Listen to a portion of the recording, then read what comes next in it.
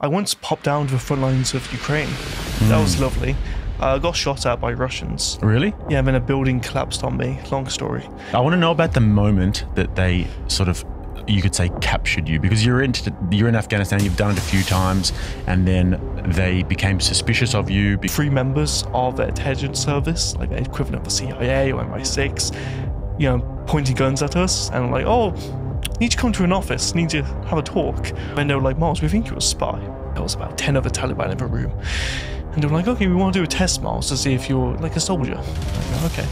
And they had me an M16. And then I pointed it at the head of foreign intelligence. Click.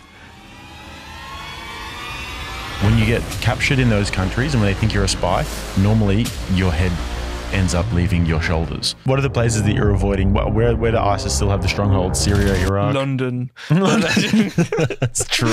We've got a little travel channel and we've got a few videos, but nothing crazy. So if you wanted to link up in September, October, let's do it.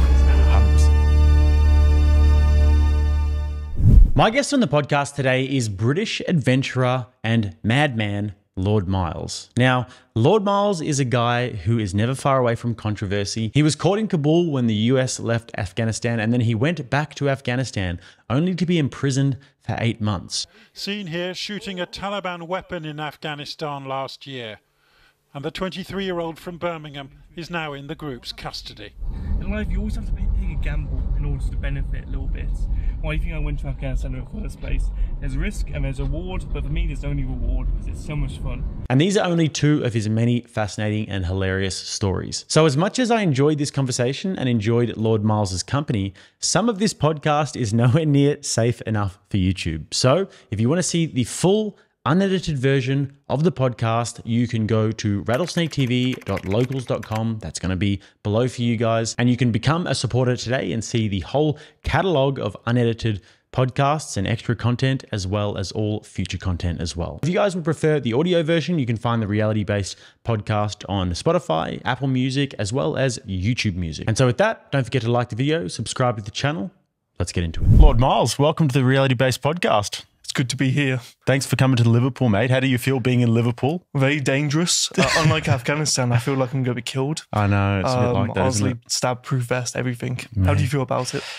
Liverpool's okay. It's okay. It's the thing though, with these Western cities at the moment, they're very dangerous. Like I've just gotten back from America and it's the only place that I'm pretty hesitant to walk around at nighttime. When you go to most European cities, you're pretty cool.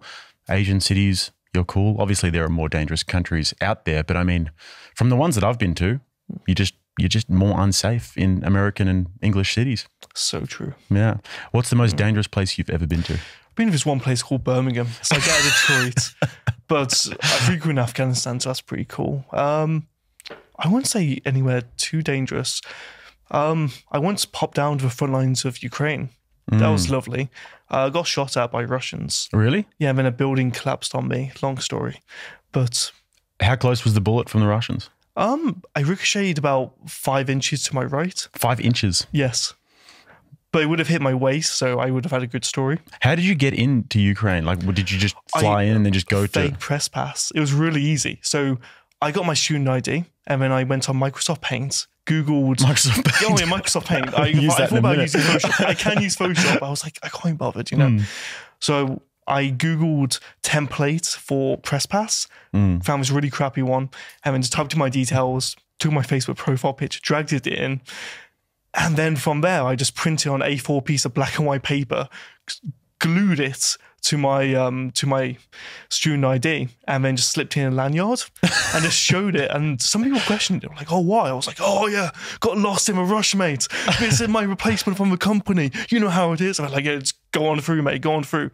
In the end, I got to the front lines, made some friends. Really? Wow. Yeah. And like, what's it like in Ukraine? Because they've lost like hundreds of thousands of people at this stage. And you've got, I think the average age of conscription at some point last year was like 42 or something like that. So back when you were there, all the young guys were sort of still around. Yeah, I'm all dead now. Yeah, that's I crazy. had about 10 contacts on Telegram and Signal because I thought, okay, if I want to go back, I can hit these people up. And after a while, I noticed they were inactive. And then they were inactive for 10 months and then 1 year. And I'd hit up the other people saying, hey, where's XYZ guy? And say, oh, he died. He died this a long while back. And in the end, they all stopped replying. Wow. This is the thing that people don't realize about these wars, is that there's a whole generation of young men that are being killed. Like even the Russians as well, man. Like I made a Russian friend when I was in Bangkok, and they just sort of left because they didn't want to get conscripted, obviously, or they didn't want to get drafted. And they were saying, like, you know, when you go to the war, it's like you either die now or later. Pretty much. It's true. Yeah. But it's even way worse for the Ukrainians though. Like, they're absolutely screwed. Total demographic collapse, sorry. Yeah. The country's not going to exist in a few years, guarantee it. The Russians are known for doing slow mobilization, so they're slowly going to get through. Or they're going to take half the country and just say end of. Yeah, dangerous times, man. So, over the last been an interesting year for you. You spent 8 months in what would we call it, a holding house in? Like Taliban prison, technically. Taliban it was like prison, minimum security Taliban prison. So not that hardened yet, but yeah. I want to know about the moment that they sort of, you could say, captured you, because you're in Afghanistan. You've done it a few times, and then they became suspicious of you because you didn't get a permit. So yeah, you know, you just pop down to Afghanistan like 8 times, and then they get a little bit suspicious. It happens to the best of us, doesn't it? But you know, I went to Taliban prison, lovely holiday. What happened was I was driving around, and then I went to a Western Union to withdraw some money for my house in Afghanistan. I was renting a house. That's how deep we got into it. And then they looked at me funny, and I think they called someone afterwards. Because when I came out, 3 members of their intelligence service, like the equivalent of the CIA or MI6, you know, pointing guns at us. And I'm like, oh, need to come to an office, need to have a talk. I'm like, whoa, this will be 5 minutes in and out. And then you actually thought that it was going to be 5 minutes in and out? I was with my 2 friends at the time. They were just tagging along. Their first time in Afghanistan, by the way. One guy wanted to do some business with rugs. One wanted to open the gold mine with me. And I was just like, oh, okay, yeah, we'll just, you know, it must be just an ID check. It's routine. Don't worry about it. If this happens, you know, checkpoints and stuff. I get it. And then they thought I was a weapons dealer. But then I told them, hey, where are the weapons? They were like, good point, actually. That's fair. Yeah. And then they were like, Miles, we think you're a spy. And it's because my best friend, the guy sitting next to me at the time, actually sold me out during interrogations and said, oh. Soiled himself, eh? Yeah, he just said, oh, Miles is a spy. He said Miles is a spy. Yeah, he said he might be a spy. Oh, should look into it to save his own skin. You know, totally threw me out. So I got detained for several months, you know, being interrogated, questioned, studied almost. So tell me, when you talk about being interrogated, I remember you saying in one of your videos that for a few weeks there, they were just bringing you back in and back in and back in. And yes. Like, you're a pretty sort of lighthearted guy. There must have been some moments where you were like, damn it, I'm sick of this. This is like mentally draining. There's like the attrition of it, no? No, I didn't have to speak to any women. It's Afghanistan. No, yeah, at some points my heart was in my mouth because I was thinking, oh, you know, what if I have broken some law that I don't know about? You know, you've heard of those horror stories online. You know, some man in Pakistan does XYZ, but he spends 20 years in jail. And I had no idea what the time scale would be. I had no idea what my fate would be. But in the end, they found out I was a pretty chill guy. And I think they designated me as like the one all right infidel. Because they gave me, in the end, after the 8 months, they gave me this pass saying, hey, white boy, you can do whatever you want, basically, from the minister of blah, blah, blah. And you can just goof off. You can't be searched. You can't be stopped at military checkpoints. But was this like after quite a while of being there? So the first few weeks must have been pretty intense, though. No, first interrogation, I'll tell you what happened. They sat me down on a sofa like this. And the head of foreign intelligence, I can't say his name, but he was opposite. And there was about 10 other Taliban in the room. And they were like, okay, we want to do a test, Miles, to see if you're like a soldier. I go, okay. And they had me an M16. And they say, how do you check if it's loaded, Miles? And I go, whoa, okay, let me show you. They're like, okay. And you think I'm going to take up a magazine and do like a 3-point check and, you know, load it. They're like, yeah, that'll reveal that I'm a soldier, that I'm trained with guns, or that I'm a cool American.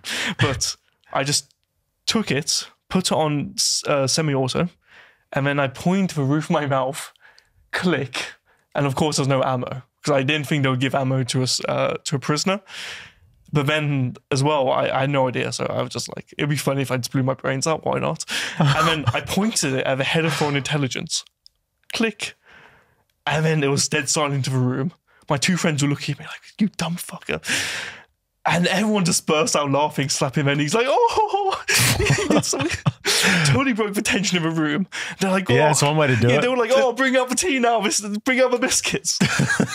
Bring out the biscuits. Then the head of foreign intelligence, he's also a bitch. He's like, oh, you rascal, you know? Yeah. And then he brings out an RPG rocket. And he wants to one up me, I think. You know, give me back the, do back the prank. And he gets rocket head and says, you see this little dot here? That's the detonation point. When this hits into an object, it explodes. So this is the pressure point. If you hit it hard enough, this rocket will explode and blow everyone up in this room or even this building. And he starts hitting it against like a metal frame of a bed in front of everyone. Even his staff are like jumping back. And then we're all freaking out. He goes, no, it's okay. Haha, it's a joke. My days. Man, that would have been like, so how long did that last for in terms of that interrogation where they're asking you these questions? And was there a part of you that was like, maybe this is actually pretty serious? Because I remember when I saw that, I thought to myself, when you get captured in those countries and when they think you're a spy, normally your head ends up leaving your shoulders. So true. Did that thought cross your mind at all? I mean, perhaps, but I don't know. I just didn't really care. You know, I'm a very religious man, so I believed that God would look after me. And I believe God has a very good sense of humor, does he not? So I thought, oh, he's either going to make me end in a very funny way. And I did believe if I was going to be executed, my head cut off, my last words would be, so no head. In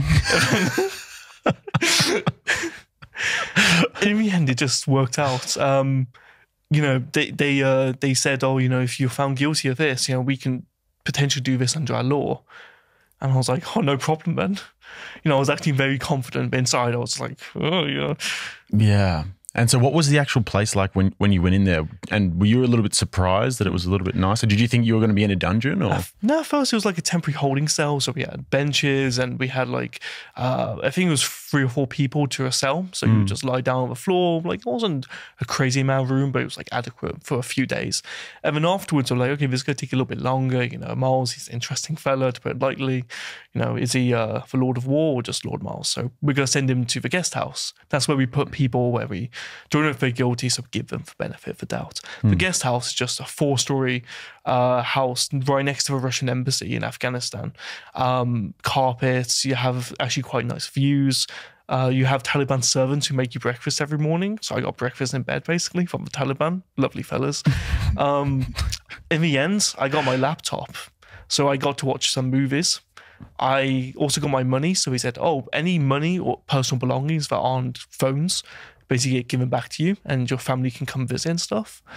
So they're like, okay, well, you took out that $1,000 from Western Union when you got arrested.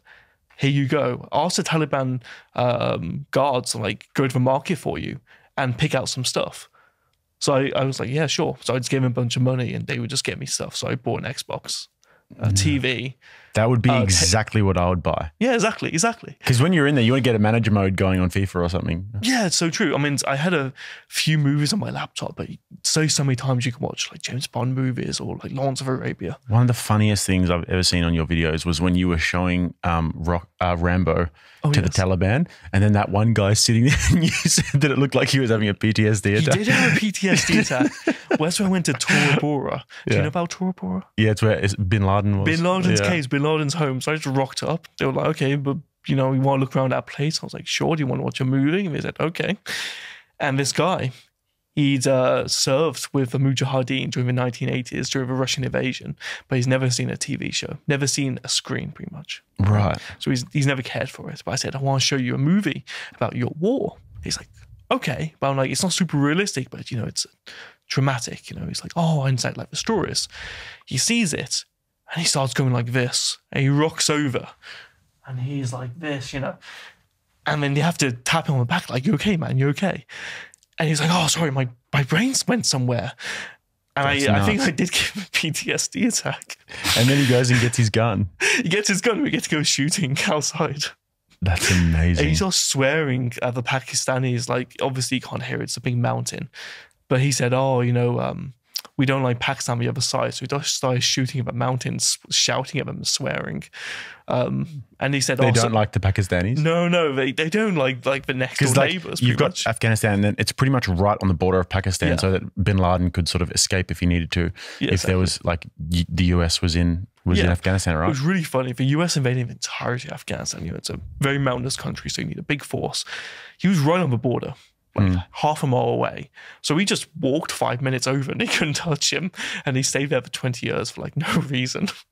So he was there pretty much the whole time in the US and like... until like 2004, then he just fucked off. Then he just left and then went to Pakistan. That's crazy. How did you find them? Did you get along with them? Like the former soldiers and everything? Yeah, I was like, you know, what don't you like? And they were like, oh, I don't like, you know, when people bomb me. And I was like, yeah, same. I'm like, whoa.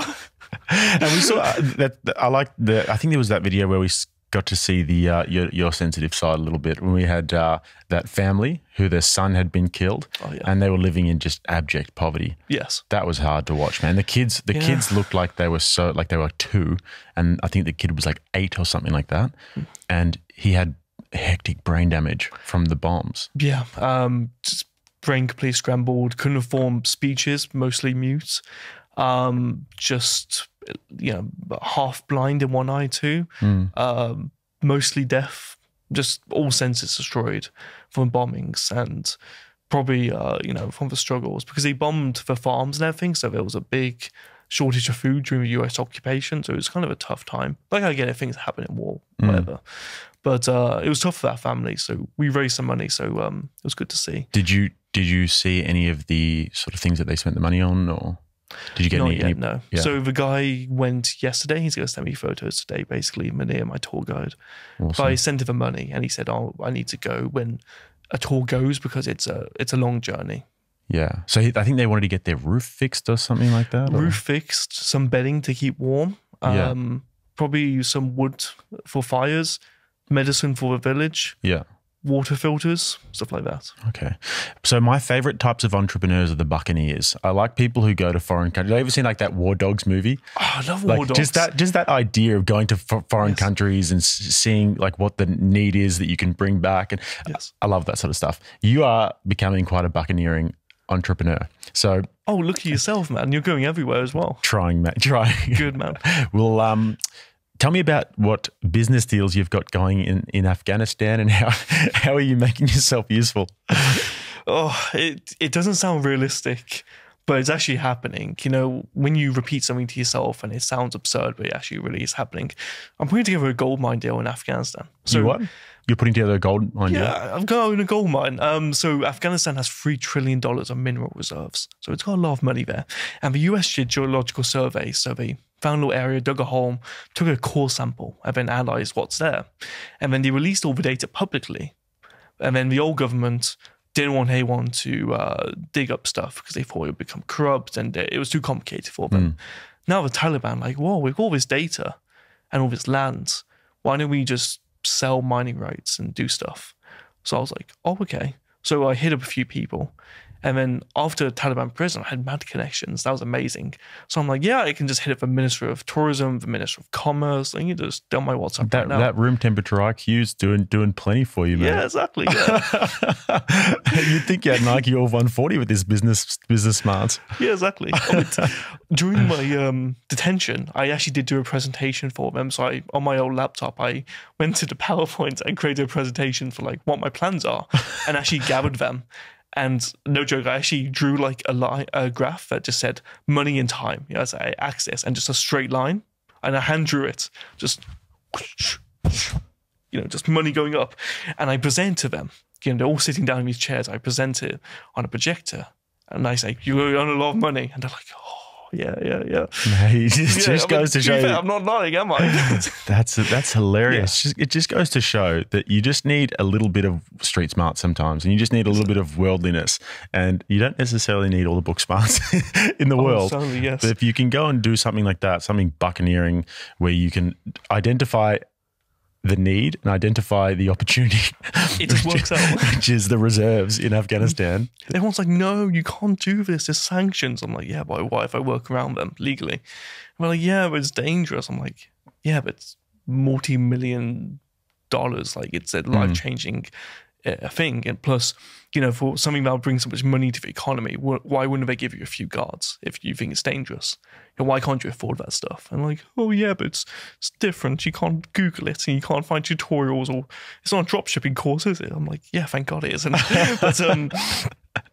But we met some Taliban in Dubai, and we gave them some basically business ideas, and we talked and we did shisha. Yeah, and then they were like, okay, we'll write up your proposal and we can give you a flight to Afghanistan, no visa basically required, and we can sit you down with the top people again, and we can do further meetings, and we can take you out all to these ex-military bases and do evaluations and stuff like that. They want to turn all the old military bases into kind of economic hubs, like special economic zones almost. Right. So we talked that through. I said, okay, I want to go to Helmand, where the where the British were. Yeah, right. And I said, I want to tour around with the military bases, see what you've got. And they're like, okay, are they sure. pretty sophisticated bases? Oh yeah, all giant complexes. There's entire malls. There's really runways. Yeah, there's barracks with like thousands of rooms.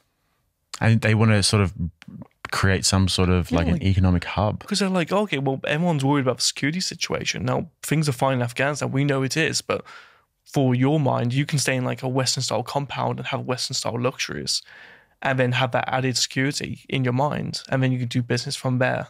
And obviously, you get tax benefits. And everyone's like, yeah, that's great. That's smart. Do you think that Afghanistan under the Taliban might make some moves over the next few decades and might modernize a little bit? I hope so, yeah. I do see some potential, because Afghanistan has had like 10 flags in the last 100 years. So it's been a really tough history.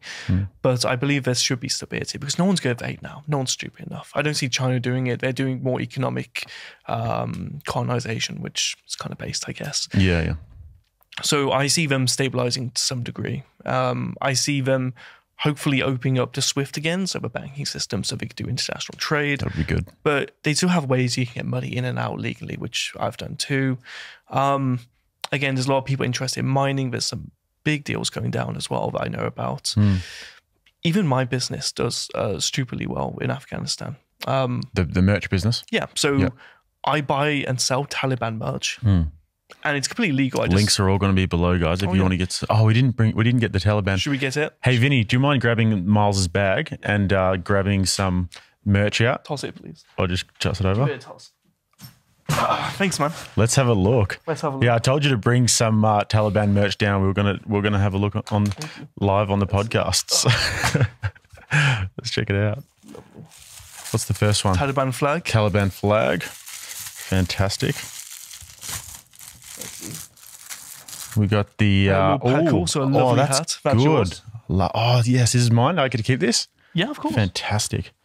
How do you just sort of stretch it on your head? Yeah, and you roll it down. You can roll it down to like. Oh, you roll it down if you want. Ah, I see. That's very interesting. It sort of hugs your head like a sock almost. Hopefully, I haven't is used that it how like you a wear sock. it? I'll say yes. Why not? And we've got I look some like a chef. How good's that? Let's see. And we've also got some military patches. Do they here. wear it on the back like this or what? Sometimes, yeah. Yeah? Yeah, they have like some I feel like droopy you're being styles. vague. That's cool. You can blend right in. You'll fit in London. You'll fit in. That's awesome. So I can just drape that flag around my bedroom or something like that? Oh, absolutely, yes. Yeah. And of course, if you want a second one. Oh, brilliant. No worries. Yeah, we'll keep that one as well. I contacted Amazon saying, hey guys, can I sell this? Can I put this on your website? They said, no. They wouldn't let it happen. I don't know why. They're Taliban phobic, man. So sad. Really? Yeah, exactly. It's current year. Why can't you support the Taliban? You know, it's cringe. That's bullshit. You So should be sad. able to sell whatever you want. Exactly. Yeah. Amazon are bad like that. I mean, some of the books that I want to buy are not on Audible. You know what I mean? I just pirate everything. Some of the more controversial books. So what are the biggest risks involved in terms of getting into mining? Because this is when you start to play with the big boys, when you're getting into gold mining and this sort of thing. So there must be some risks involved, and you can't really be sort of too too happy-go-lucky about this one. Oh, true. Well, I'm not using my own money, of course. I'm using investment bankers, so very good, from old connections and some friends, so it's going quite well. And then from there, we basically spoke to the minister, and he said, okay, well, if the government ever changes, we'll still honor our previous agreements as we have done. But you never know. There are members of ISIS in Pakistan, in Iran, in Tajikistan, just waiting for something to collapse and then they can take over. Okay, that's a big risk. Oh yeah, there was a big presence before with the US occupation, so they can easily swoop in again. And of course, I don't think ISIS will be too happy. Especially, if they see a little white boy like you trying to come and take that gold. Well, they're going to take a lot more, you know what I mean? Yeah, I'm too white. But also, I think I could do a fun escape. Yeah, they would take that. Would be a serious video, escaping ISIS in Afghanistan. Yeah. Well, I think I could defeat ISIS. You know, I think I'll turn ISIS into was. You know? You could wear that into was. Oh, that's good. I did have ISIS threaten me once. That happened. Yeah, ISIS threatened you. Oh yeah. Vinny, come grab that bag so we get another shot. Yeah, go on. I'll show you. Oh. Wow, yeah, that would be quite the YouTube video. The most important flag escaping is a British flag. Oh yeah, you're welcome. God save our Queen. At least we got both. Yeah, 2 favourite Muslim countries. But ISIS on my YouTube basically said, "May Allah forgive you, brother, but we won't." And I reverse image searched everything, and it was a complete real ISIS account. And of course, I reported it, and then I got contacted by some agencies asking about it. I was like, I have no idea, man. Dude. Yeah, but I was like, I don't want to be wrapped into anything. I just know some weird person did that. So I just put a bounty in my own head. I'll read it out. I remember when ISIS threatened me in my YouTube comments, I now officially put a 100k bounty on my own head to any ISIS member that can kill me in England, inbred coke fuckers. Oh, that's just what you want to be doing. You want to be starting conflicts right smack bang in the Middle East. No one's gonna blame me. It's like, whoa, you got attacked by ISIS? That's on you, bro. I'm like, no, it just happened. You know, what are the places that you're avoiding? Where do ISIS still have the strongholds? Syria, Iraq, London. That's true. You do have some cells apparently. No, there are some places in Iran you don't want to go to. Some parts of Tajikistan too, kind of East Tajikistan. Apparently some parts in northern China, northwest China, have some areas like that. But I'm going to the Afghan-Chinese border, which is apparently a smuggling route. Okay. Which I've done some due diligence on. It'd be rather interesting. So we'll see what I come across. There's nothing for 100 miles on that route, by the way. And supposedly no one's been there since 1947. Again, no trees, no houses, no water. So if you're walking on this mountain pass, you're a smuggler basically. And if you look on Google Maps, our phones track us. And no shit. When you do a route some amount of times, Google recommends it as like a footpath. Okay. So we recommend this path as a footpath, even though it shouldn't be. So clearly someone keeps going up and down there constantly. So might come across an ISIS smuggler or a drug runner or something. So Tajikistan still has a stronghold. I mean, weren't those guys who did the terrorist attack in Moscow, weren't they Tajikis? Oh yes, basically yes. They were. I wonder what they're up to now. Do you know about ISIS Khorasan? No. So ISIS K is the new iteration. I would say the one that has the most the biggest stronghold. So Khorasan was an area that encompassed parts of China, Pakistan, Afghanistan, Iran. And it's called Khorasan? Yeah, it was like an unofficial state a few hundred years ago. Basically, all of Afghanistan plus like 200 miles in each direction. It was a big circle. And it was quite a successful state and did pretty well, but then history happened. But they wanted to reinstate Khorasan. So they're like, we're going to attack every country at once. But of course, Taliban had no sympathy for these people, so we've just wiped them out. Yeah. I saw the Taliban capture a member of ISIS whilst I was in jail, by the way. Oh, really? Oh, yeah. So I'm having tea with a commander at one point, and we're just chilling, we're just talking, and then everyone gets up. And I'm in the headquarters, and, they're like, Miles, we have a guest coming. I'm like, a guest? I'm like, who is it? And then, they're all talking in Pashto. We rush over to the door, and this guy comes in, and he's big beards, long hair. I think, he's Taliban. And everyone's like surrounding him. He must be important. So I greet him, I shake his hand. I go, no, Miles, there's a member of ISIS. And then I just like slap him and push him away. Because I was like, fuck it up. I didn't expect a member of ISIS over my face. Damn. And they sit him down and they're like, okay, what, we're going to interrogate you now. Why'd you join ISIS? He's like, oh, ISIS You watching this interrogation? Oh, yeah. It's just free for all. Anyone can just watch. Because I was there at the time. They were like, Miles, we want to show you how we treat ISIS members. Like, we want to make an example because, we didn't expect to be here. But, why not? It's a good idea. They didn't plan it, but it was just, a convenience. And they interrogate him saying, why did you become a member of ISIS?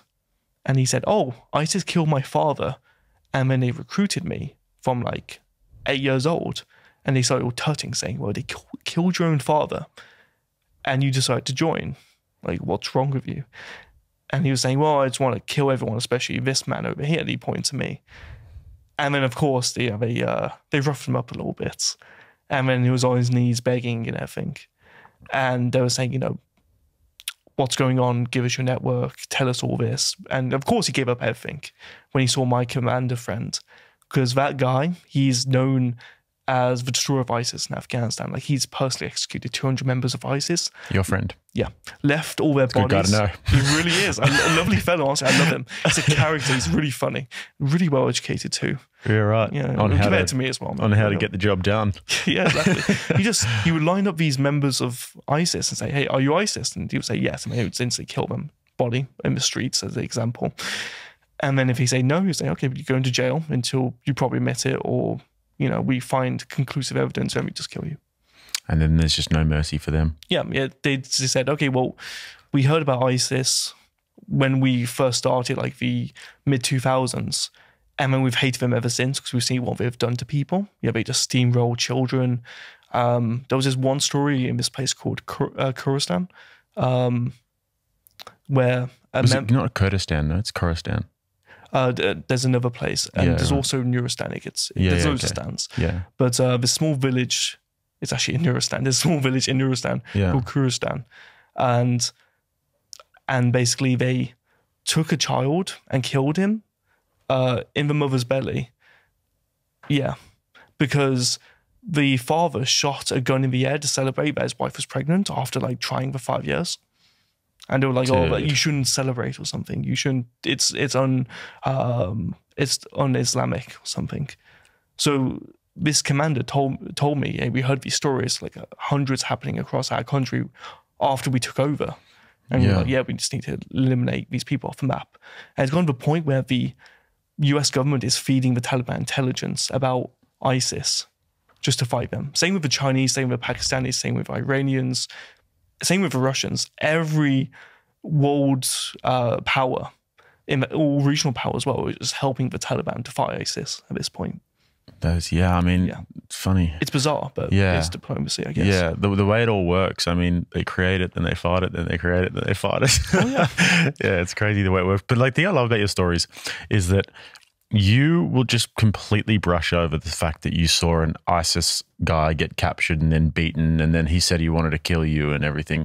Like, and you'll talk about your Xbox in your room and how you were watching like movies and everything. Yeah, but like they just all go fucking retards at the end. Do you know what I mean? Like, whoa, this skinny, lanky retard told me he wants to kill me halfway across the world. Geez, now what am I going to do? I'm going to bite my fingernails. Tell me how you get away with saying that they're goat fucking retards, because this is the thing. Like, I've done various podcasts where there'll be various criticisms of mainly Islamic people coming to the West and trying to basically colonize parts of England and places like that.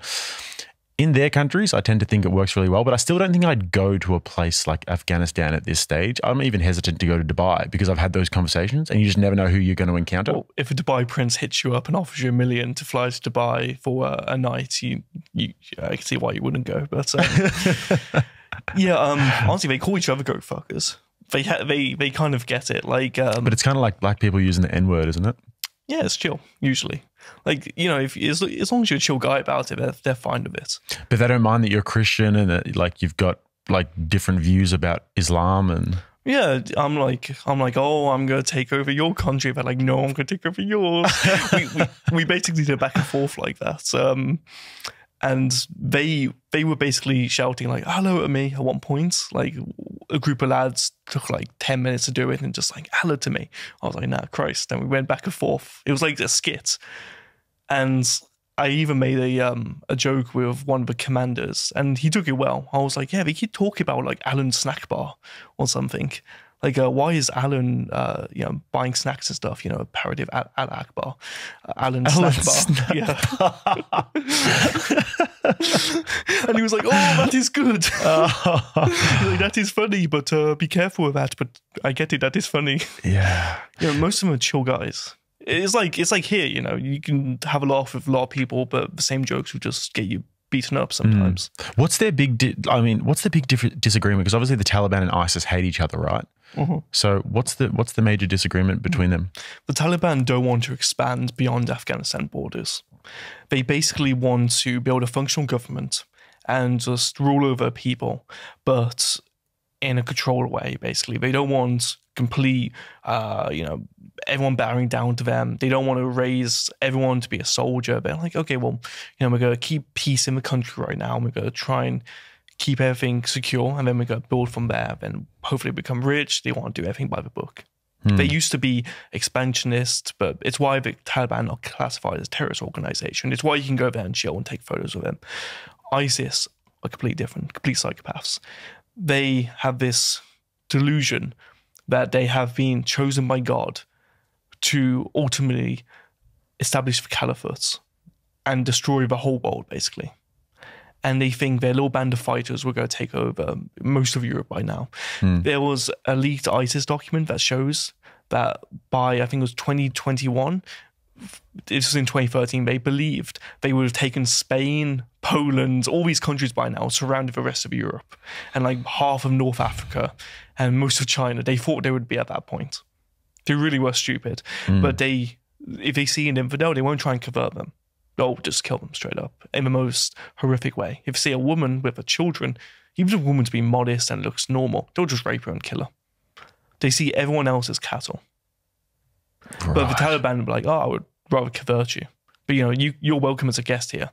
If you try to go to like a ISIS state as a tourist, we would just kill you, steamroll you with a tank and film it.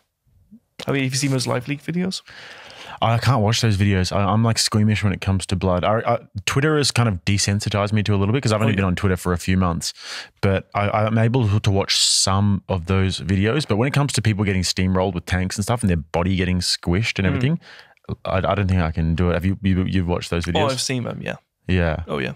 And the Taliban have shown me some videos they've seized from ISIS people's phones, and hey, this is the stuff we come across. Like, these are the type of people we're dealing with. So you've actually spoken to the Taliban about ISIS, and they sent and the Taliban are like, those guys are fucking crazy. Yeah, they're like those guys, radicals, aren't they? I'm like, I was like, so true. That is hilarious. They did have some questions about the West. It was rather funny. All right, go for it. Some of the younger ones just heard some rumors and they had no idea about the West. They were like, we don't know how it works. One of the guys asked my friend, hey, we heard you have parks where you go and have public sex and you swap partners. And it's like, it's called dogging. Yeah, basically. They heard about it and they thought it was like established in every city. They were like, it's a very common activity. I was like, nah, mate. And then there was one guy who asked, hey, how, if you see a woman with like big tartars out, how do you not like help yourself? And my friend said, well, you see this delicious food on the table. It's like, yes, well, I can choose to have it. I cannot choose to have it. He's like, But I think they were messing with him. That was a really young member. Most of them are really chill and don't have that mindset, thankfully. Well, I mean, they're never going to meet our standards or stuff. Yeah. But this is the problem with multiculturalism, in my opinion. Oh, yeah. And when you get mass immigration from the Islamic world, these guys don't really view society in the same way as we do. If they see a girl, like you said, with the Tartars out, you see them literally everywhere in Liverpool. Yeah. Like they're going to think that she's just basically a whore, if they're we're in Liverpool, but but honestly, I just don't want any foreigners in my country, basically. I met some Afghan refugees in England. Yeah. And I'll be like, hey, you know, it's always an Uber ride. I took long Uber ride. I'm like, hey, you know, why'd you come from Afghanistan? It's like, oh, you know, I no real reason. I left my wife and my children in Afghanistan with my grandfather. You know, I just abandoned my family to work here. And, you know, I just thought it was dangerous around the Taliban. I was like, actually, you can actually go home now. Did you know that? It's actually safe. I can call up a few people. I can probably pay for your visa if you want. I could pay for like half a flight if you fuck off. I would say that to them straight up. And they were like, oh, and at first they were like, oh, you've never been to Afghanistan. I was like, I'll show them selfies. I was like, you know, I can vouch. It's all fine now. You can go home. Do you see much like, because one of the things about places like Afghanistan is that they're very polygamous or whatever in that society. Lots of men have like the upper class men will have harems of wives, 5 or 6 different wives. So then mathematically it makes sense to me that a lot of guys are at the bottom who can't get any access to women whatsoever and would probably die virgins. Yeah. You know, because a lot of Islamic people will stay virgins until they're married as well. So a lot of the people who will be fleeing from those countries are these guys who have just been completely like sex starved their whole life as well. Yeah. That's pretty terrifying. Also, if imagine you went around a society and you know it's hot all the time, and you don't see women, you just see veils basically. If you just do see a woman, you know she's not a Swedish bikini model. I mean, you go to Sweden. I mean, you look around. I mean, you see you know all that stuff. I can see what it does to a man. But there's no excuse for it. I really think if you even touch a Swedish or a British woman without their permission as a fresh migrant, beatings, honestly, I would say beat them on the streets, just chuck them in jail for a long time and deport them. Yeah. You know, it should be clearly unacceptable. I've seen a few videos on Twitter these days of a bit of street justice happening to people who try and groom young girls and boys and stuff like that, and they're getting beaten up on the streets. And I just think to myself, oh, what a shame. Exactly. What a crying shame. Poor guys getting beaten up. But yeah, it's funny, but I don't think people would suspect that you could hold these two views of be like, get all the immigrants out of the country or all the illegal immigrants out of the country. And then at the same time, I'm going to go to Afghanistan next month. Oh, exactly. I'm doing business there. I mean, it was an Afghan who came here and he's like, oh, I want to do business in your country and goes to a bunch of meetings and invests. I think that's chill. The same way if I go there, but I'm not going to live there and go, whoa, where's the Israeli embassy? Where's the beer fountain and where's the strippers? And, you know, why can't we have all this other stuff? You know, it's Afghanistan. Same with England is England. It shouldn't happen. I believe there could be trade between two countries. I think it's beneficial to both parties. But, you know, you shouldn't trade ideologies. Yeah. Because they're clearly both incompatible. Equally and opposite. It's like you don't want to be trying to import democracy to the Taliban, and you don't want it coming the other way either. True. Just stay in your lane and do your thing. I don't support democracy at this point. I still like monarchy. Yeah. Yeah. I think there's a very good argument to be made that retards shouldn't be voting. Exactly, yeah. Like I shouldn't be voting. Trust me, I wouldn't trust my own word. But I'm being honest. But at the end of the day, I just wish there was a strong leader and it was one person. And of course, he hasn't been subverted or given a bunch of money. He's born into wealth, and he's got an eye for the country because he's been raised that way. And everyone's got their eyes on him, and they realize, okay, well, they can kill me if I mess up that badly, or even be thrown out. You know, like monarchies sometimes are. And of course, they're incentivized to do well by the country. Yeah, yeah.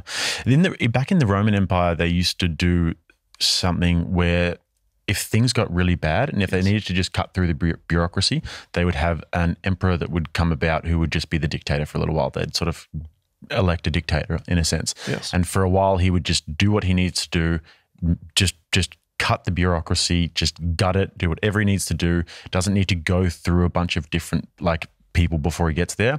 And then they just have a dictator for a little while. Exactly. Yeah. And it kind of makes me think when you look at a place like America or the UK, there's so much bureaucracy. Every time a decision needs to be made, there's just so much that goes on. It's just a giant circle. Yeah. You know what I mean? So you can kind of make the argument that it would almost be beneficial at this stage because these countries are in such crisis that somebody just comes along. All right, I'm going to be the dictator for 10 years. You guys, like the smart people trust me, you know, they know that, you know, I'm a war veteran, I'm this, that. I understand politics, geopolitics.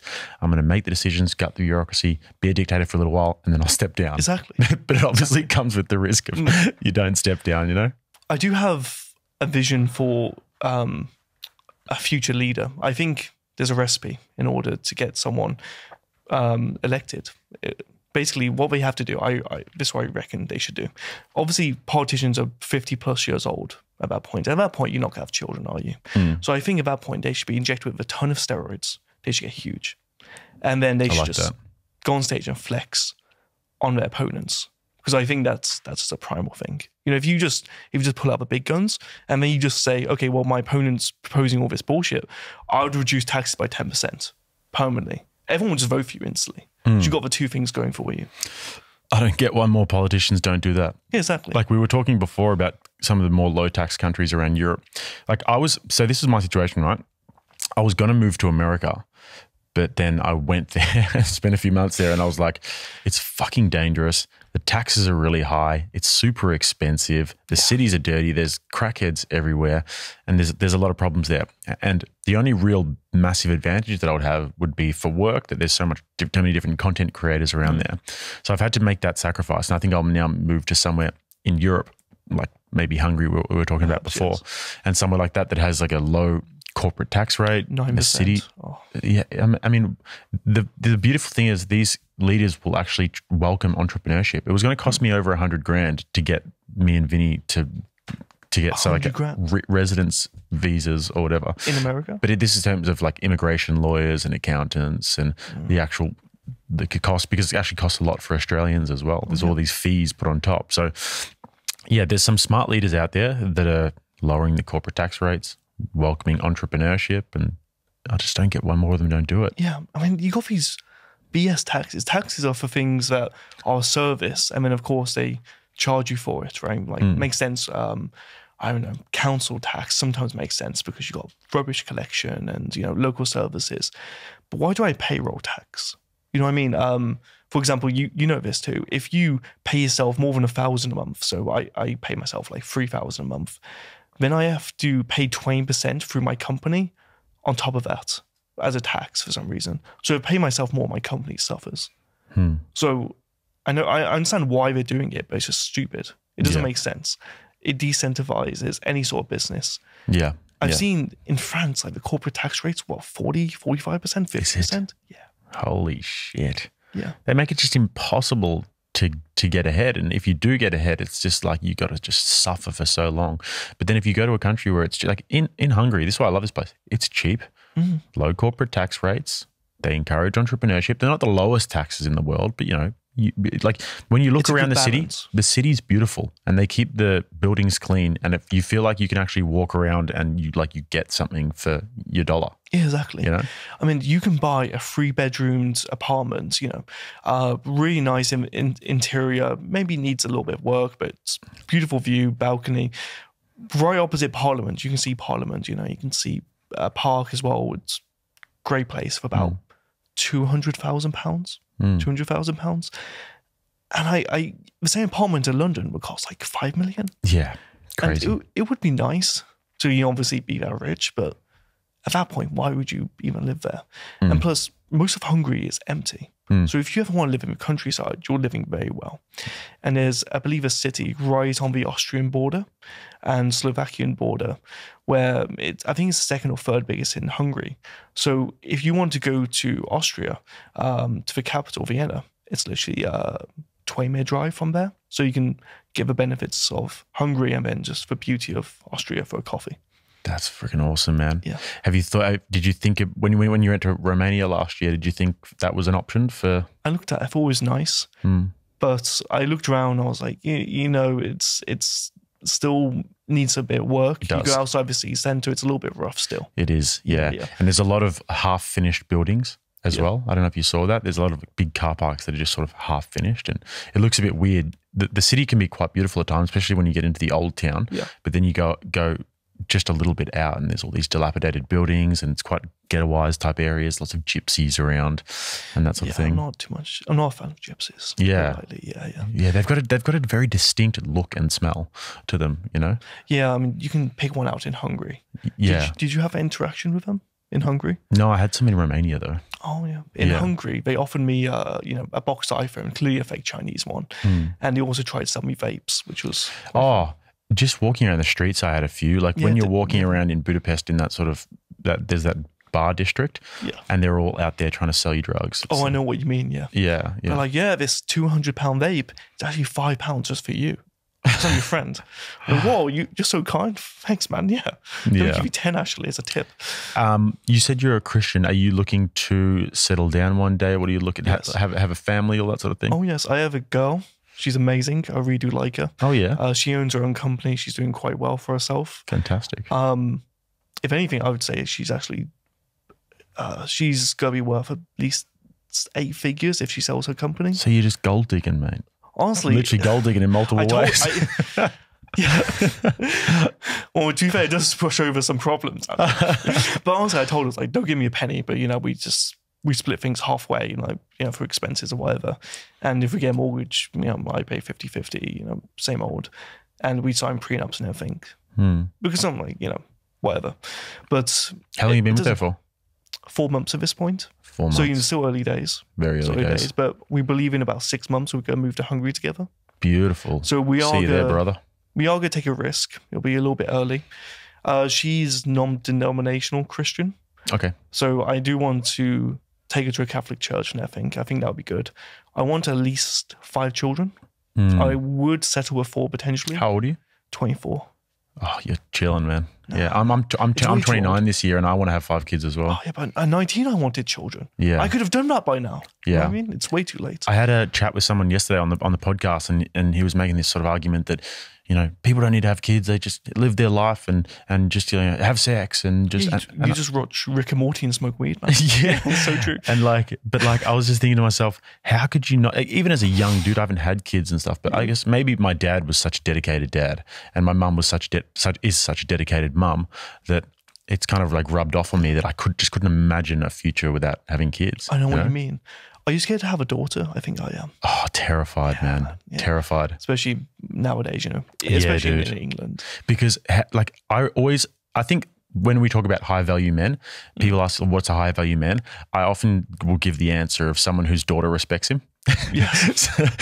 Someone who's raised a young woman who respects him and sort of follows his orders and it just is completely submissive to their dad, and like seeks his counsel and seeks his advice when going for a partner, and who the daughter speaks highly of the dad, doesn't feel the need to rebel against the dad. I always look at those guys and I'm like, you did it, bro. Yeah, but there's so many that fail. You go to a modern university campus. I went to Loughborough University for physics. No women on my course, obviously, but. On all the other courses, all women, and I saw what they got up to, man. Good. I went into one girl's flats. It was before I was Catholic, and she had a tally of how many guys she's been with that year. It was like a game to me. No shit, yeah. Because all the flatmates were competing, all these female flatmates, and hers was a 91. Wow. And I believe it was a 7 months into the year. You just got to take him to the Taliban, brother. Honestly, I mean, she's invited. No, this is the problem though. As a dad, when I think about having boys, you rough them up and you put them in MMA as a kid, and you just sort of that's good. You make them tough, make them dig it out of the mud, install a bit of character. But with girls, you have to show them a lot of love, treat them, like a princess, but not too much of a princess. Yeah, and you have to show them discipline, but not too much discipline, or else they'll rebel they rebel against you. Yeah. Because I think if you're too strict and too authoritarian, and you don't have enough sort of love, and you don't say it in the right way, because you have to communicate with females. They may look for it in another guy, Exactly. That scares the shit out of me.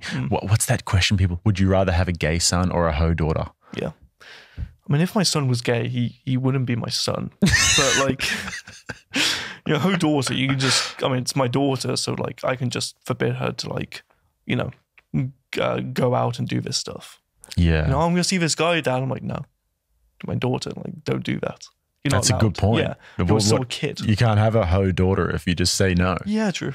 I mean, again, they rebel and then they turn 18. And, yeah, but I would structure it. But then again, I've never raised a daughter, of course, so it could go terribly wrong. And sometimes people from good parents just turn bad. It just happens. So you said you weren't a Catholic in college. Is that right? Or? First year of university, I wasn't. No. Yeah. So I wasn't Catholic all before, basically. So your whole life you weren't? Yeah, I was like a Reddit atheist, man. Yeah, same here. Yeah, same. I used to work at the Salvation Army for a few years. Oh yeah. And I was working with like Bible bashing Christians, right? And they wouldn't try and preach to me, but I would try and argue with them and debate with them and just like all of the sort of like Reddit talking points. Oh, you believe in like a sky daddy and all sort of bullshit. And they would just sort of calmly and lightly sort of listen to me and give me a little bit of pushback. But I kind of wish they were more aggressive with me, because if they were more aggressive with me and like challenged my worldview, then maybe I would have come to my senses sooner. But yeah, eventually just through pure like reasoning and logic and watching debates autistically, you know, I'm another retarded autist just like you. One struggle. And so are you watching right here. Yeah, exactly. So just like a retarded autist that I am, I was just watching all these debates and then came to it like that, and then started praying, and some weird, strange, unexplainable things started happening. It feels good, doesn't it? Yeah, man. It's I never thought I'd say that, but yeah. How did it happen for you? Similar thing, actually. I was actually balls deep in this one girl, no joke, and then I actually like thought this feels wrong and pulled out, and I said I'm sorry and just left. And then I went to church the next day, and then Wow. So it was like kind of like a lightning bolt for you. Were you thinking about it before then? Sorry, were you thinking about it before I had then? some hesitancy. Like I was with this one girl for a night, and it just felt wrong, you know. Then I was like, okay, I'm gonna look a little bit into Christianity, and I was like, oh, that's cool. Oh, he loves me no matter what. Okay. Even if I make mistakes, I can just ask forgiveness. Whoa, okay. Never had that in my life. Not even from, my parents or anyone. Wow. I get salvation, and it makes you happy in this life and the next. I'm like, oh, these things do make sense now, like chastity. Yeah, it just makes sense. I do see it as wrong now. And so I do see promiscuity as wrong now. And yeah, these other things are starting to fall into place, when you start exploring the world. And then just halfway through that session with that girl, I was like, yeah, this is not a good story. Bye. Dude, so funny you should say that, because it's very similar things with me as well. And the lust was the most difficult part. Was it the same girl? So cool.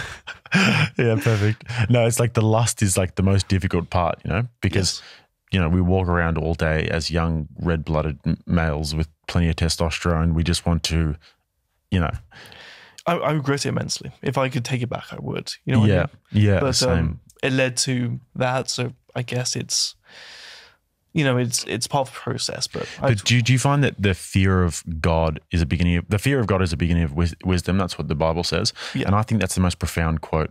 I can't think of a more profound quote, because when you really do feel the fear of God in your everyday life and in your actions, and you're always thinking about the consequences and thinking that you, like, now that you know that things, and you've accepted objective morality, you kind of look at these things that you're doing and you're like, that's wrong, pray about it, pray about it. I have a cross and a rosary above my bed, so I can always look up at it and just think, oh, okay, I need to think about things, and then I need to pray as well.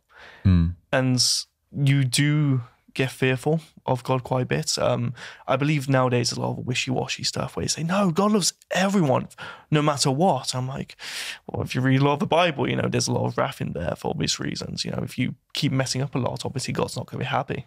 And if you do it maliciously, he's going to be pissed off. So of course, there's that balance where you realize, you can't just keep cheating God. God knows.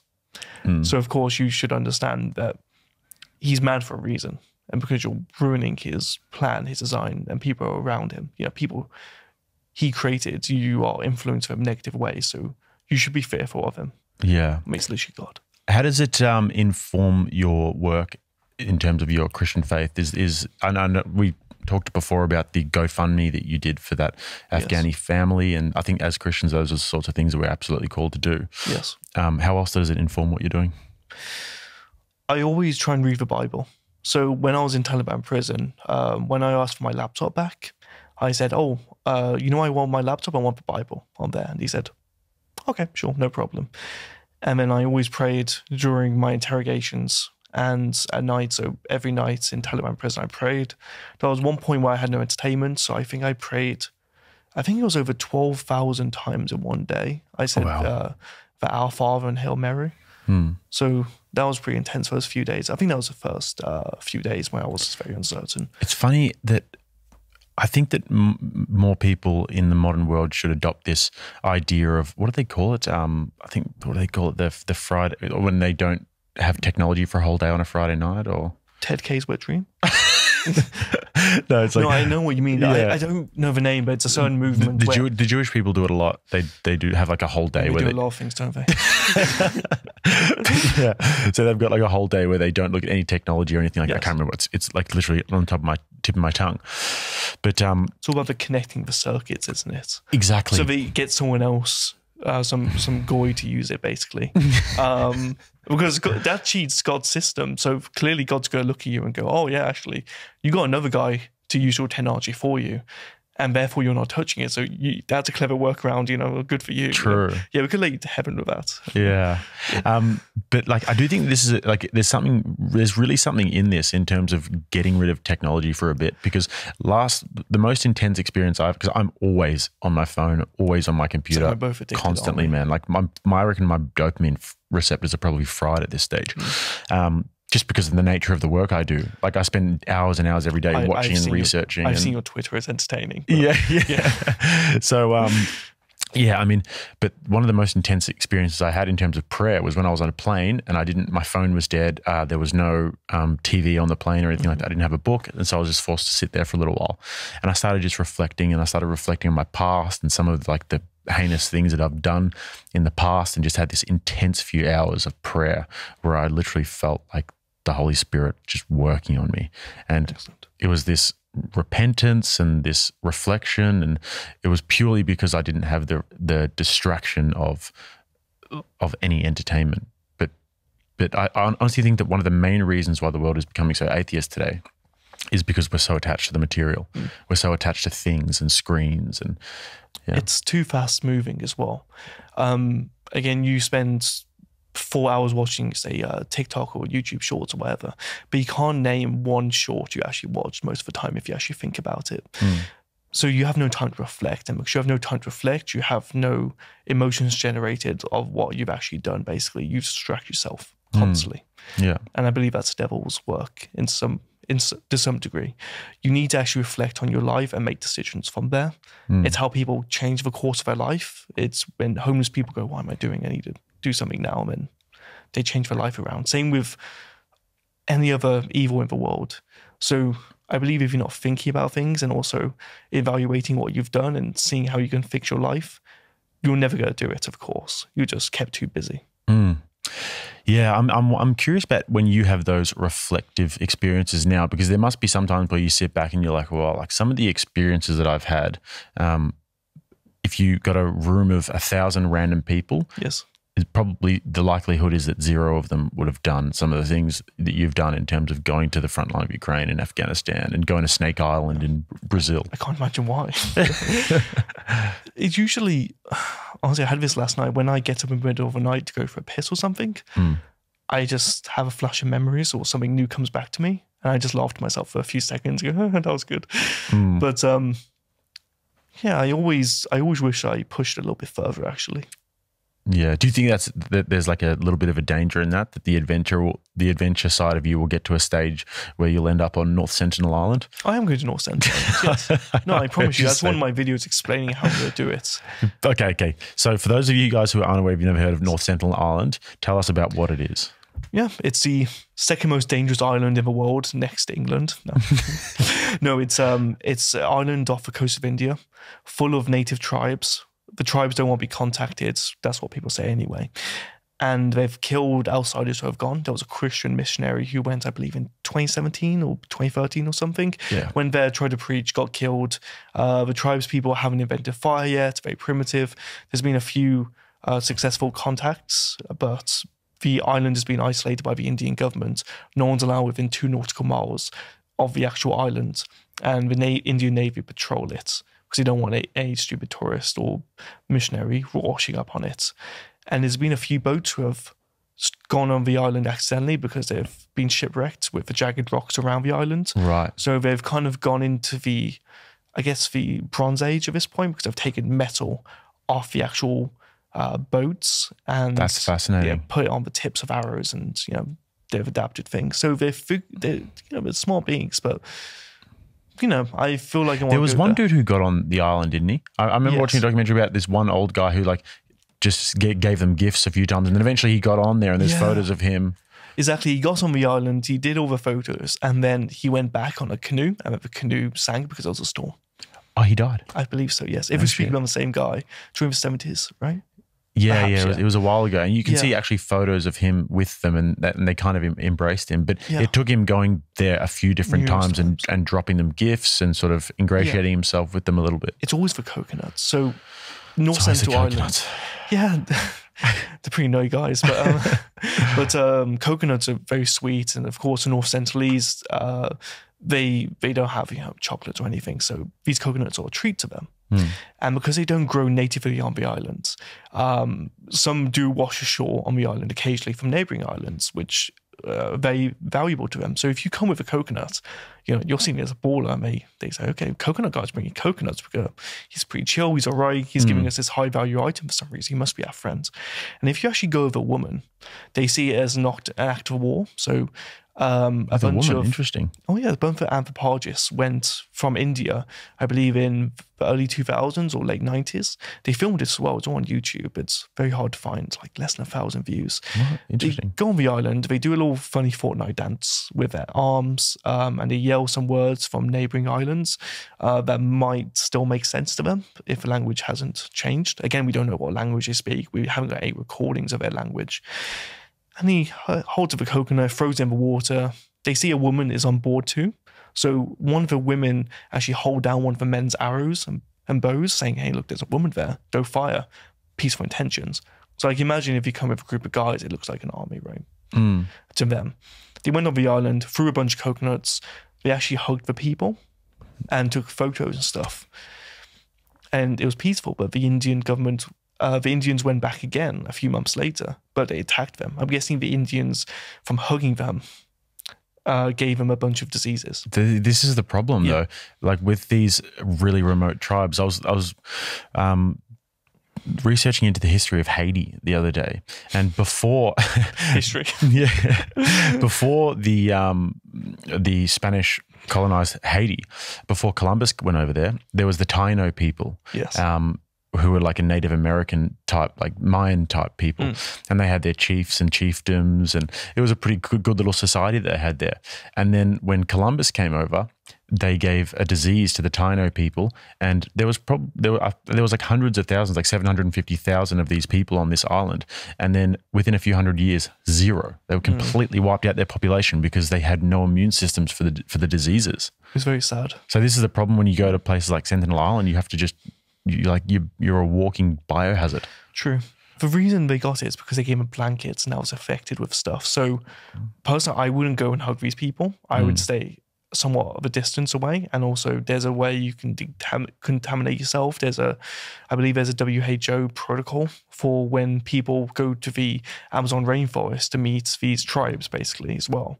So there's the same sort of process you can go through to minimize risk. And that's good enough for the high-end scientists, good enough for me. So I go there, I keep my distance. I wouldn't say wear a mask, but I must freak them out if you wear a mask. Yeah, think you're a pussy for wearing a mask as well. So true. They wouldn't be scared of COVID. Well, here's the thing. I think they actually tag outsiders because they're social distancing, and they actually want the COVID vaccine. They're actually isolating, yes. self-isolating. Did they not have their boosters yet? No, not yet. No. So I'll go there. I'll get Fauci and for WHO to sponsor me. Perfect. And I'll go there. I'll be like, you got the vaccine, and then I'll inject them. And then they'll be fine. And then I can introduce credit scores to them and get them call center jobs. And then also, 100%. yeah, I give them salaries, and we can do like a coconut currency. You're right near India, dude. You could literally teach them how to scam grandmas. Yeah, exactly. You could bring a few of the guys down. Yeah, well, what I could do, India's salaries are going up. Well, call centers will be profitable in the future. So I'll sublet the call center jobs to North Central from India. We just need a few Wi-Fi receptors and we'd be good. Starting, bro. Honestly, because India and China, their GDP is obviously growing. So they're now doing to Africa what we did to them. And they're sort of shipping off all of the manufacturing and laboring. Yeah. If you want to do truly buccaneering entrepreneurship, North Sentinel Island, they'd be great little workers. Exactly. I see there being a Walmart. I see there being a Buc-ee's there. I see it all, Okay. Payday loans. I mean... I've got the vision and I see it, but tell me the plan. How are we going to infiltrate from the start? Well, one, I do have a few plans. I don't want to reveal. Don't reveal them. But tell me. The Indian government's not watching. Okay. So the Indian Navy actually have a hotline where you can actually call and say if you've sighted a Pakistani ship. So you can also just say, "Hey, I've seen a Pakistani ship nearby." They would actually leave the area and go to the Pakistani ship. And I've got access to satellite images. They update every single day. So I've been tracking Indian Navy vessels for a bare part of 2 years now to see their patterns. And they've got a very clear pattern there. What do you do in your spare time? Just tracking Indian naval vessels? Yeah, it takes like 10 minutes a day. It's really easy. Yeah. Trust me, I've got like several... God, I would love to be a fly on the wall just watching you in your spare time. 200 gigabytes of Indian data on my laptop. At home. I don't take that laptop anywhere because imagine if the feds ever. It's a hilarious laptop as well. I've seen it. Like it seems like that's seen some shit. Yeah, that laptop. It's done quite well. It's done quite well. So again, you can just give Indian Navy to F off. Again, they usually don't patrol at night. Their radar capabilities kind of generally suck. So if you're a small fishing vessel, you'll be absolutely fine. Again, fishing vessels are loud, so even if they do sight you, they'll say, "Oh, it's a fishing vessel." Half the island's perimeter is patrolled as well, which is really easy. Again, I would just go to a different country and then just get boats and then sail towards the island, then get a smaller boat and then obviously go on the island from there. And will you have a chick with you? Yes. Really? Yes. Again, I would do my... An Indian? Oh, no. I want... You want like a beautiful, Swedish... blonde hair, blonde white girl. Yeah, basically. I want to take my... They'll think she's some sort of ephemeral... My girlfriend looks like that, but I won't take her just for risk. No, I would... No, you wouldn't want to take your girlfriend. No, I would hire some Swedish person or something because I would be like, it's for science, We're going to introduce them LGTB rights and all this other stuff, Yeah, that's another good idea. Yeah, that's right. How are we gonna go over there and tell them about being non-binary? Because a few of them would probably be non-binary, but they just wouldn't be able to express it. That's right. That's right.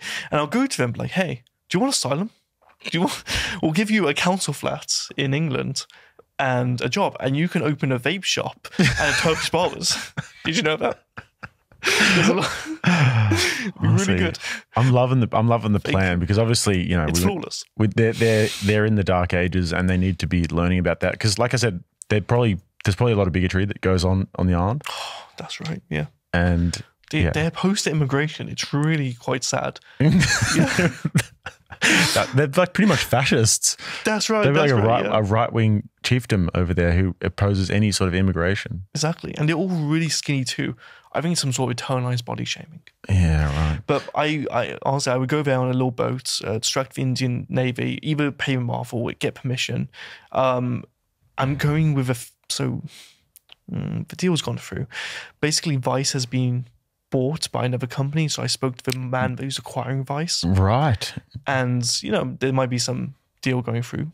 That's interesting because you are kind of like the new Vice. You sort of took that gap in the market. I'm going to meet some of the old Vice team. I haven't signed anything yet, but they basically said yes. Is Gavin on board? No. Oh, dude, he's the man. I know. And it's changed a lot. Basically, there's a skeleton crew, and now they're revitalizing Vice to bring back the old days. Oh, really? But, that's good, man, because they like fucking suck at the moment. Yeah, no, it's dead, basically. Yeah. They're just uploading all videos they've got all back at once. Yeah. But there's a few other media companies that I've spoken to, and some have offered contracts, and I've had to deny a few. Yeah. So I've got my picking. So North Central Island would be possible. Again, I get to the island. There's two options. If he fire arrows at me, no matter what, if I do the little Fortnite dance, have a woman, coconuts, if he just say no, I'm going to go on by force. Because at this point, I just don't really care. I'm going to go on your island. I'm going to look around for a few hours and I'm going to basically leave. No harm to you. So I'm going to go in a big medieval Iron Man suit. That's absolutely hilarious. Yeah. Me and Vinny were literally talking about this before, and we were like, how funny would it be if Lord Miles went in his like Snake Island iron suit? Well, I've got a man in Ukraine. He might not be Ukraine anymore. He might not be alive, but he manufactured medieval armor, modern ones. He does it to body specifications, but it costs like 80K. But I got a material scientist friend of mine, and we analysed the bows and arrows that the North Sentinels probably use. And when we calculate the force, and it took a lot of calculating, trust me, but we calculate the force behind the bow and arrow if they pulled it back with their bows and the material it's made out of and everything. And we said, okay, we'll get a 20% for percentage uncertainty, just in case. And then we basically did a few tests where we hit it at metal that they would use for the armor. And if it was fine, it dented a little bit, but it didn't puncture anything. It didn't dent to the point where it would actually hurt someone. So again, that armor would be arrow-proof. Now again, it might be Monty Python, it might go through the eye hole, but again, what I would also have is just a can of bear mace duct taped to my arm. So again, you get too close to me, bear mace. Or I can scrap some sand and throw it in my eyes. That is absolutely hilarious. Again, they've never come across fire. I can just start shooting fire. Get a can of deodorant and just a match and just They've never seen fire. Not really, no. I don't believe so. You never know if the Europeans might have shown it. This is funny. All of the planning is so hilarious. I mean, you're funny and you like tweet that you have a low IQ. I'm beginning to think that you never took that IQ test. I think you've got a high IQ. Yeah, I was just so retarded. I just couldn't figure it out, like how to start it. I was like, hitting the keyboard like this, just didn't get it. You were going to say something? Yeah. So the British actually went to North Central Island originally. That's why they hate outsiders. They went there, then accidentally induced a bunch of diseases when they took a bunch of children away and said, okay, we're going to show you the world, basically. So we showed them like the mainland. The children got sick. They're like, oh, crap. Here's a bunch of gold. Here's a bunch of diamonds and gems as compensation. So sorry. Go back to your people. And then they associate that with outsiders, of course. But there's tons of artifacts, these gold chains, these coins, all this other stuff that have been left behind by the British on the island. And again, no one's filmed the interior of the island. It's shrouded in mystery.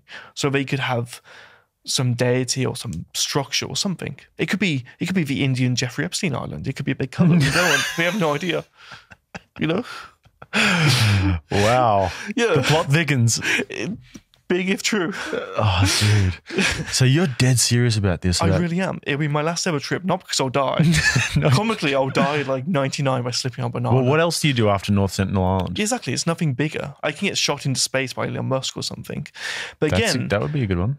Let's see if I can bribe most of India, which you never know, but Indians are really butthurt, so they'll probably push for it. I'll be prosecuted. So again, I need Swiss citizenship, because they don't extradite to any other country. And if a crime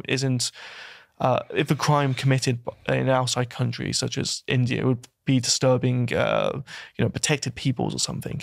Isn't a crime in Switzerland, you don't get prosecuted. And of course, there's no Swiss people that are protected like that. So again, you'll be fine. It's why some certain fraud in the 1980s was allowed, and people could hide their money in Swiss banks, basically. That's interesting. So again, if you get Swiss citizenship, so it's like 10 years of residency plus, learning one of the languages. So German, I believe, I'm not too sure. I believe it's Finnish and French, something like that, and Italian too. You could basically get citizenship. Again, I could run to Argentina like my great German grandfather, war hero. That's not true? No. Oh, damn it. I wish that was true. That would be so Just funny. That's so... No, my grandfather... Dude, you should do that video. Go to the Nazi I am. encampments I in am. South America. I am. That's one of the videos I'm going to do. There's apparently Hitler's hidden house in Argentina. All the locals swear it was Hitler's house. And like the old people saying, yeah, Hitler was here for many years and we gave him bread. And I was like, really? You didn't tell me he was there. Oh, damn. Yeah, I really want to go there because it's in Argentina and Chile, yeah? Yes. Damn. If you do that and if you ever want someone to come with you, let me know. Should we make this happen? Because what I also want to do, have you ever seen that Vice video? It was years ago, but there was a very isolated man in Patagonia, I believe. Yes, I saw that. I saw you want to go see him. Yeah. Do you want to go meet him if the police say yes? I'm going to be in Argentina and Colombia in the whole of October and September and October. Oh, September, October? Yeah. I can link you up with Pablo Escobar's brother. Oh, yeah? Yeah. My good friend, Callum Abroad, Callum from Loads, the other Callum, Scottish lad. Okay. He's close friends with Pablo Escobar's brother. Lovely fella. He buys up merch from him and resells it too. I also want to do a Darien Gap trip if you ever want to do something like that in Colombia. What's that? Darien Gap. So between Colombia and Panama, there's a stretch, 80 miles of thick mountainous jungle that immigrants cross in order to get to North America. So that's the reason you can't drive from Argentina to Alaska, that one stretch. And it's full of gangs, so there actually are skulls with spikes on. Wow. And people get raped there very often, so if a woman crosses, it's very dangerous for them. So they would fly into, say, Colombia or Brazil or something, all these immigrants, and then they would make it to the Darien Gap, pay a smuggler $30 up to $300 and go through there. I'll probably leave that one to you, bro. But we would have the blessing of Pablo Escobar's brother, which no one will mess with. Okay, and plus, that's cool. It's Colombia. I'll just get a gun. Yeah, true. We're actually making reality based, which is the podcast. We're making a reality based media company. Oh yeah. And we've got another guy, Xander, who we're like very close friends with, who is going to make a travel channel, and Vinny's going to go to Cambodia with him in like a week or two, and he's going to be filming their first videos because he lived in Cambodia for a while, and he's going to go look at like black magic. What else are we doing, Vinny? What other videos? Black magic and with a village, a floating village. Staying with a floating village, getting like those tattoos where they have they're hitting with a rock or something. Yeah, but also they like put spells on you and stuff like that. Whoa. So yeah, it's going to be cool. But that'll be the first one for him. And then we also want to expand our travel channel as well, because we've got a little travel channel and we've got a few videos, but nothing crazy. So if you wanted to link up in September, October, let's do it. 100%. We'll get Xander involved as well. Amazing. Yeah. What can go wrong? Yeah. That'll be fantastic. Tell me about the Tate brothers experience. Oh, yes. I met with Andrew Tate first in London about 4 months before his detention and my detention. So our detentions are roughly the same time. I remember that. Yeah, besties. But we met up. I gave Andrew a Taliban flag because I was like, for a man who has everything, why not just give him something probably get him arrested for? Not good, not a smart idea, but it was before everything happened. Yeah. And they were very chill people, very kind. Again, their wealth is real. They were staying at a 20 grand a night hotel. When I walked up to the doorman, he was like, "Oh yeah, are you like an Uber Eats delivery man?" I was like, "No, I'm Andrew Tate's here." He was like, "Oh yeah, come in the smoke room." I was like, "Okay." And they told me his room number, and I quickly checked the prices, and yeah, it's all real. Wow. So either they're just in massive credit card debt, or yeah, it's definitely real. And no, it seems real. Yeah. Everyone thinks it's all rented, but I'm like, no, it isn't. Because when I went to the Tate house, I was like, okay, I'm just gonna double check something.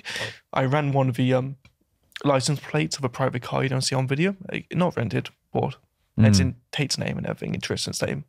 Right. Interesting. So what's it like at the compound? Because me and Vinny were in Romania last year briefly. And obviously we don't know the guys, but like you can imagine the part of Romania that they live in is like the part of Bucharest that they live in is surrounded by like a lot of shrub. So it's like kind of protected. Yeah. You've got a lot of normal houses nearby.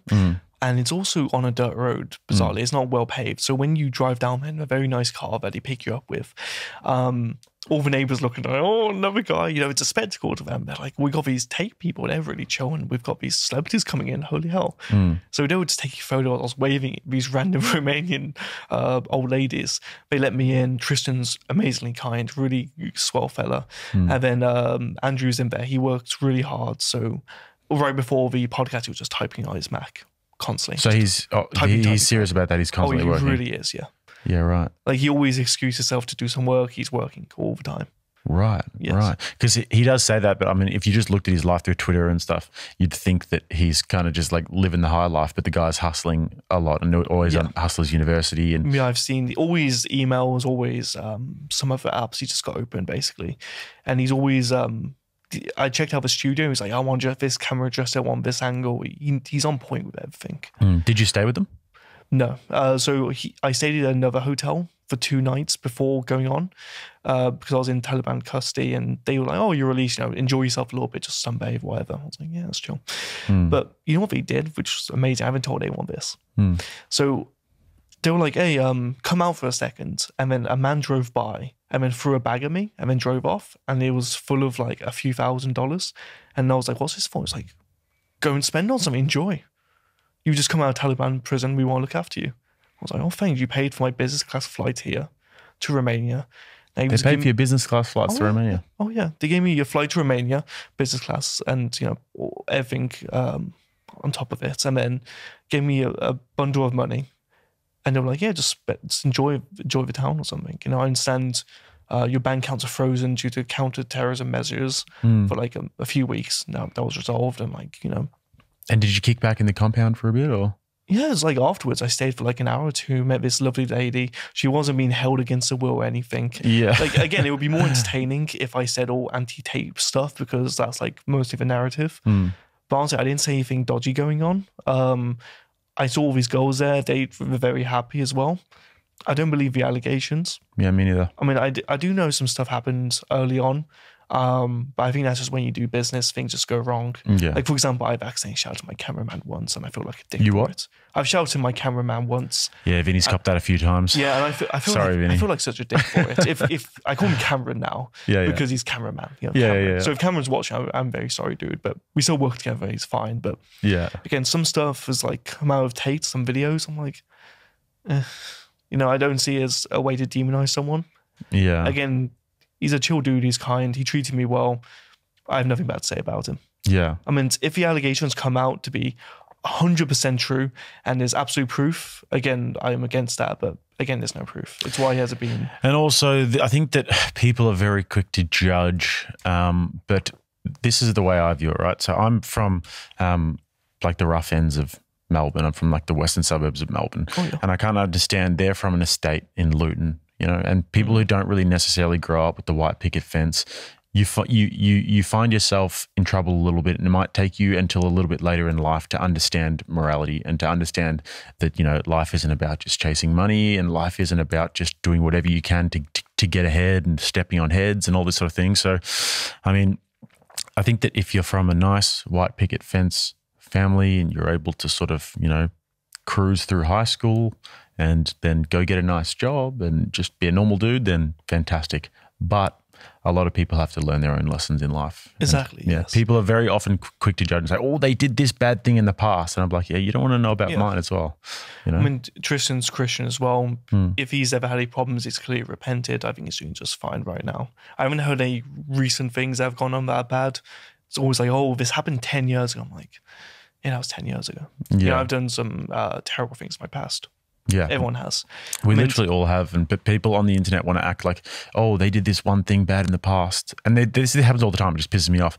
Oh, they must be, let's judge them based on this one singular thing. And you always see this, like with, Piers Morgan will bring someone on the show and say, this tweet that you did 10 years ago. And it's like, dude.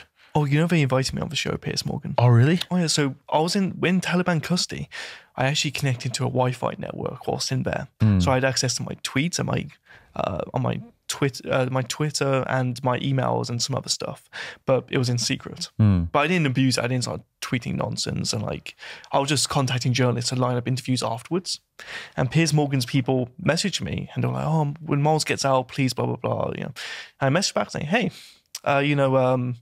it's Miles here, blah blah blah." And they're like, "Miles, are you out?" I was like, "No, I'm messaging from Taliban custody." They're like, "What? Did the Taliban let you message?" I'm like, "No, I just found internet." They're like, "What do you mean you found internet?" I was like, "Yeah, I got my laptop." Crafty guy. Movies. Exactly, yeah. But yeah, I feel I'm not a big fan of Piers Morgan. You know what I mean? Big reactionary person. But yes, hugely. Yeah, it's twist stuff. I get it. I mean, it's reality TV. It's but yeah, I think that he's the kind of guy who goes with things because he thinks that they're popular. Yeah, it's true. I get it. And some of his takes to me are just like nonsensical. And I think that the way that he's doing his journalism in terms of this Israel-Palestine conflict is just literally milking the fucking cow dry, and just all of these really heated, unproductive debates. Yeah, I don't not. No. Next debate, he's actually going to solve it. He's going to find a perfect solution. Yeah. And the Israeli government and then the Palestinian government are going to come together and watch it. Yeah, and not just will be scratch free. your head and go, ooh. We should have done like that. Yeah. Piers said it. It makes no sense. I think the whole politics regarding Israel and Palestine is just a big circle jerk. So you didn't want to go on the show? No, I just couldn't be bothered. Yeah, I would definitely go on the show myself because obviously good marketing. But I was just thinking about, I was like, can you offer exclusive? Because I feel like just messing with journalists at this point. Yeah. I had one journalist who offered to pay me, I think it was £20,000 upon my release for like the first exclusive, and it would just be like a 1 hour talk and it would go into a newspaper. I thought, that's easy. I can use that. Why not? 20 grand. Doesn't hurt. And then she came out and she met me at the airport and she goes, geez, Miles, I'm really sorry. Israel and Palestine, we can pay you maybe £100, maybe 200 at a coffee if you want. I was like, fuck off, you're wasting my time. What the fuck? You're vindictive, yeah. Yeah, weird. Exactly. That was so funny how those journalists who were writing hit pieces on you told them that you're going to be at an airport and you had them waiting there. Yeah. Tell us about that. So I was landing in London and I told them, hey, I'm going to be in Birmingham Airport. You're a great journalist. I love your work. You're my top guy. And they've written horrible stuff about me in the past.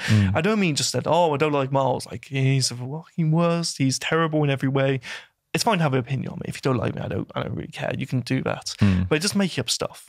And they're saying, he claims to be a war tourist. I'm like I go to war-related places, but it's not for tourism. I'm doing what you're doing, but more successfully, But I told them, hey, I'm going to be in Birmingham Airport. Come meet me for a free exclusive and a bunch of photos. I missed this. And they knew I would never fly into Birmingham Airport. I was praising Birmingham in the same email. So if they knew anything about me, had done their due diligence, they would know I was messing with them. And they turned up, about 5 of them, not knowing that each other were there. And I told each of them individually, hey, geez, special brands want to talk to me. Geez, I'm going to be like it now, but grab a coffee, just wait a little bit. I've got so many photos for you. It's going to be such worth your time. It's a crazy story. So much dirt on the Taliban, so much stuff. You're going to really like this narrative. And they were like, okay. Brilliant. And again, I kept them for like 5 hours. And eventually they started messing with me. One of them demanded compensation. And then they had their PayPal. No, I think it was their PayPal or their Cash App or something in their bio. So I said, I'll send you some compensation. How much was your time worth? And they said a figure. So I sent a request for that amount of money through their PayPal or Cash App, hoping they click accept. They didn't. It would be good. But they just got really pissed off. I got like an angry voicemail, and I wish I recorded that. That's so funny, man. This is the thing. Like, one of the things I absolutely love about like your whole persona as a whole is that you're very authentic. And I think that in this day and age, you got a lot of people who want to be content creators, but not many people who know how to be authentic. Because I think people can smell it when you're not authentic, when you're trying to be like a watered down version of someone else. You ever come across those YouTubers who have like 10 million subscribers and every video just feels so contrived? Yeah, kind of just fabricated almost. Just manufactured jokes. It's so fresh and clean that YouTube comments and promotes them, but it's only meant for kids. Like, if you watch it, you just know it's not real when you just know that person can't exist. Yeah. So have you always been this sort of unfiltered? Because like I said, you get into dicey territories sometimes with the sort of stuff that you do, and you get yourself in trouble. And like I said, a lot of people don't like you, but I tend to think that you just have to take these people with warts and all, whatever you see when you look at Lord Miles, you got to freaking respect the fact that the guy goes out and does this danger tourism, and his intentions are good. He might step on it from time to time, might put your foot in it from time to time, but far out, man. Like, you're original and you're doing something that is honestly trailblazing. Thank you. Yeah. I think I have been authentic. I don't think at the time I've purposely gone out thinking I'm going to lie or something or fabricate something. Yeah. It's nothing I can think of. Well, I mean, this is the thing though, like as content creators like you and I are, it's very tempting to filter yourself. And I have to, obviously, because I've got some conversations that I would like to have that I can't have on YouTube. I've got people I want to have on my podcast, friends from Twitter and everything that I can't have because it's on YouTube, you know. And I do think the day might come where we don't have that YouTube platform anymore. Yeah, I mean, YouTube's kind of stifling some of my videos. I've noticed that, yeah. Yeah, I mean, one of them was shooting an RPG at anime body pillow with the Taliban. I don't know why they'd want to stifle that. My first Taliban shooting video got 1 million views, you know, blew up. This one has like 70K. So I'm thinking, you know, I feel like that's such a title and a video. It's very short too. So I'm like, why didn't it get more views? You know, that would blow up. It's a meme-worthy video. Are you posting it on Twitter? Videos, no. Yeah. I think it might be worth, because that was a small, like 6-minute video, yeah? Yeah, 6 or 7. Yeah. It might be worth getting your producer to post like shorter clips of the videos on Twitter, because Twitter's not getting stifled as much. You might get much more impressions on Twitter. I might give it a go, actually. Yeah, because you got like 250,000 followers on Twitter. Yeah, 230. Yeah. Have you just been building that over the years, or is there a particular time? My mom has created 229,000 bots, you know, alt accounts. No, I've just built it over years. I actually dropped out of university when I signed up to Twitter and I got 10K. I was like, whoa, 10K? I can just drop out now. I can start my own business. I thought that was big. And then I just dropped out. The university was happy to see me go regardless, because they wouldn't let me publish my book. So I was like, okay, I want to start Twitter now. Started posting about stuff. Did a few GoFundMes to do some trips, and people were happy to help me start out. Do you have a pretty decent cult following? I can imagine you're the kind of guy who would have a cult following. People. Some people have been for me throughout. And I've gone to some of their picnics. I've gone to barbecues. Some of them in England.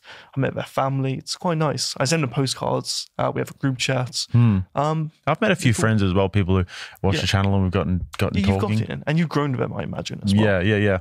When we were in Nashville, a couple of our friends there were just a guy who watched the channel. He reached out to me, and yeah, he was a cool guy, and we hung out a fair bit. I don't really like to meet people off the internet normally, but you know, normally you can tell if somebody's normal and cool and whatever. But it's a good place to make friends, man. Especially when you're you and I who move around a lot and who are always pretty busy. And you know, when I'm not, you know, looking at Indian Pacific Fleet trails or whatever. So I don't imagine you go to say Cambodia and just make a best friend there, like a random Cambodian, and you know, become close. It's always new people, and I think when you meet followers, you got that somewhat of connection. It becomes hard though when they obviously obsess over you and there's that imbalance, but as long as they're chill about it. Yeah, no, that's why, normally I tend to meet like other guys who are content creators who kind of get it, because I get really awkward when people come up to me and say like, because they have an expectation. Yeah, exactly. When people come up and say like, oh, you know, watch your videos and stuff, I'm fucking awkward, man. I'm like, oh, that's great. And I'm normally just like, so what do you do? Like, tell me about you. I don't really want to talk about myself. You know? Like, oh, I work at Greg's. I'm like, okay. Yeah. No, it's cool to meet them. They are kind, but like some people have asked like, hey, I want to come on a trip with you. Can I get your number right now? I was like, I'm sorry, dude. I was like, I can't. They're like, why not? I can pay. I'm like, I just can't. They're like, oh yeah, but I'll be fine. And they really push on it. I mean, you don't get the dynamic. Exactly right. There's a real skill to relationship building.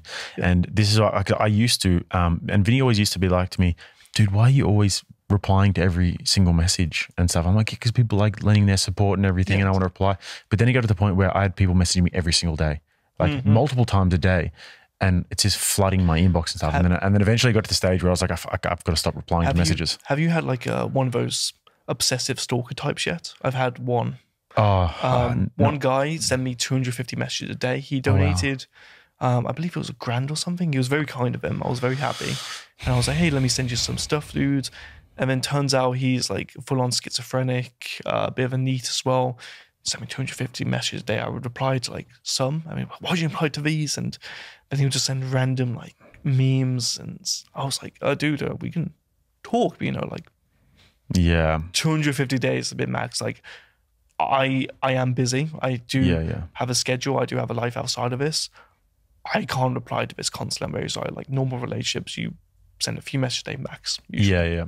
But this is the thing, and relationship building in general is a skill that, and whenever I see people, I interact with people who tend to want, like there's some people who would want to have some sort of a relationship with me for whatever form, in terms of other guys who are not as big on YouTube, who are content creators, or people who just like the content. And you can tell with people who are good at creating relationships, but then some people are just fucking terrible at it, man. They just want to message you all the time. And even I do that with other people who I look up to and respect, but I'm so conscious about how I go about, because people are busy. You know what I mean? I understand this.